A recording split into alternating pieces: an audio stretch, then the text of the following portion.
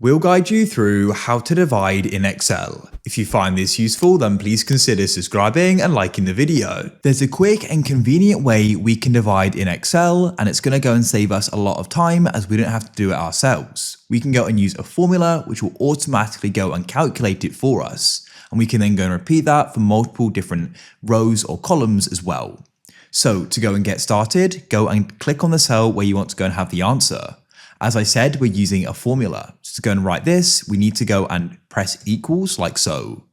Then you need to go and choose which cell you want to go and start dividing. In this case, I'll do B2 and I'll divide it by A2. But what we need to do is go and put in a / like so. Then we can select the cell. Go and press enter and it'll then go and do the calculation, as you can see. To go and repeat that, you can hover your cursor in the bottom right of the cell till it turns to a cross, and you can then drag down like so.